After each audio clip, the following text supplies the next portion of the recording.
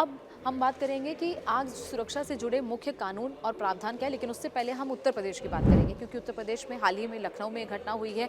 वहाँ पर fire safety act क्या कहता है? 2005 का ये फायर सेफ्टी एक्ट है और इस फायर सेफ्टी एक्ट में क्या-क्या कहा जाता है? दरअसल फायर सेफ्टी सिस्टम लगाना आपको अनिवार्य है।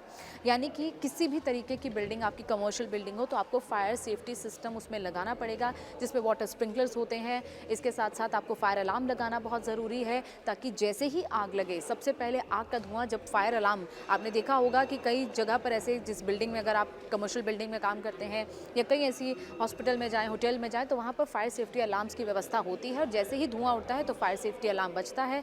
और इसके साथ साथ वाटर स्प्रिंकलर की व्यवस्था होती है, यानी कि जैसे ही वहाँ पर आग फायर अलार्म बजेगा उसके बाद वाटर स्प्रिंकल होता है, यानी कि पानी के फुवारे वहाँ पर चलने लगते हैं जिसके चलते आग बुझाने में मदद मिलती है। इसके साथ साथ आपका आपातकालीन निकास यानी कि इमरजेंसी एग्जिट होनी बहुत ज़रूरी है। किसी भी बिल्डिंग में जहाँ पर 15 मीटर से ऊंचाई जिसकी ज़्यादा है, एनओसी उसमें लेना ज़रूरी है और वहाँ पर इमरजेंसी एग्जिट होनी बहुत ज़रूरी है। इमरजेंसी एग्जिट एक पर्टिकुलर चौड़ाई की होनी चाहिए ताकि वहाँ से ज़्यादा लोग निकल पाएँ। एंट्री और एग्जिट का रास्ता अलग होना चाहिए।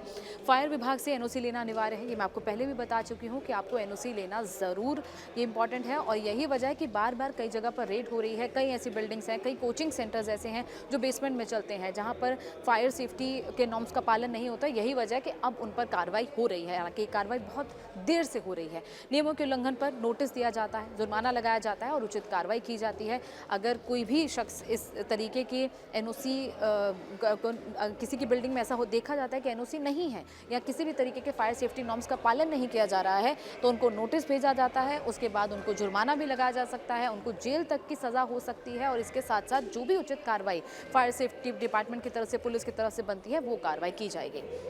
इसके बाद बात करेंगे हम अगले, यानी कि आग से जुड़े जो भी मुख्य कानून और प्रावधान अब तक इस देश में बनाए गए हैं। देखिए, जो फायर है, फायर सेफ्टी एक स्टेट सब्जेक्ट है, ये नेशनल सब्जेक्ट नहीं है। और यही वजह है कि हर स्टेट में अलग अलग तरह के फायर सेफ्टी नॉर्म्स होते हैं। हर स्टेट का फायर सेफ्टी एक्ट अलग होता है और हर स्टेट को अब उसी हिसाब से एक गाइडलाइंस जारी करनी होती है, जिसके चलते जो भी वहाँ पर कमर्शियल बिल्डिंग्स चलाने के लिए फायर सेफ्टी सर्टिफिकेट लेना चाहता है तो उस तरीके के उनको गाइडलाइंस का पालन करना होता है।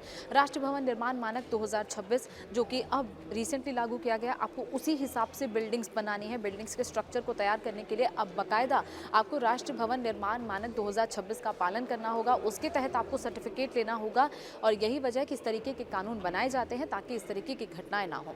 राज्य के लिए आपको अग्निशमन और आपातकालीन सेवा के रखरखाव का प्रावधान करने वाला मॉडल बिल, यानी कि सेंट्रल गवर्नमेंट की तरफ से एक मॉडल बिल लाया गया है। उस मॉडल बिल के तहत एक टेम्पलेट बनाया जाता है, यानी कि जो जो ज़रूरी चीज़ें फायर सेफ्टी एक्ट में इंक्लूड होनी चाहिए वो गवर्नमेंट की तरफ से बनाया जाता है, ताकि राज्यों में जिस तरीके भी अग्निशमन और आपातकालीन जो सेवाएं हैं उसके लिए राज्य गाइडलाइंस बनाए और उस मॉडल बिल के तहत ही बनाए।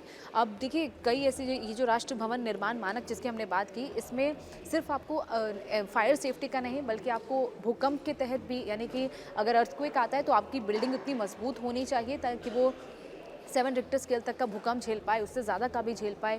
आपको सही तरीके का उसमें कंक्रीट इस्तेमाल करना है, सही तरीके का मटेरियल इस्तेमाल करना है। तो ये सारे मानक हैं जिनका पालन किया जाना चाहिए। हालांकि कई जगह पर हमने देखा है कि ऐसे पालन नहीं किए जाते हैं, बिल्डिंग्स भरभरा कर गिर जाती हैं, बिल्डिंग्स में आग लग जाती है और यही वो कमियाँ हैं जिनको दुरुस्त किया जाना है।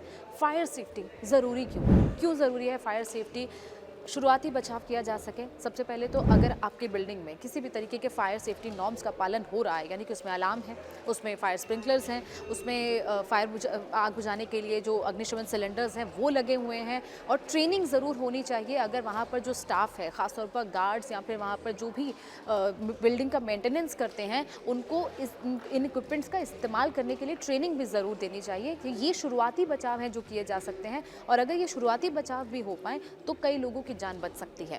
सुरक्षित निकासी हो, जिस तरह से बार बार मैं इस बात पर जोर दे रही हूँ कि निकासी ज़रूर हो। एक ऐसा इमरजेंसी एग्जिट बनाया जाना चाहिए। आप कई बार हॉस्पिटल, होटल जाते हैं तो आपने देखा होगा कि वहाँ पर इमरजेंसी एग्जिट का बोर्ड लगा होता है।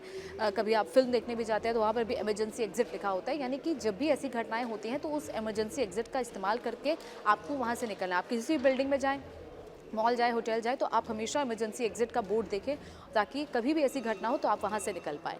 फायर अलार्म बज सके, फायर अलार्म सही वक्त पर बजना बहुत ज़रूरी है। अगर फायर अलार्म आपके सही तरीके से काम नहीं कर रहे हैं और इन सब इक्विपमेंट्स की वक्त पर मेंटेनेंस होना भी बहुत ज़रूरी है। यही वजह है कि ऐसी घटनाओं को टाला जा सकता है।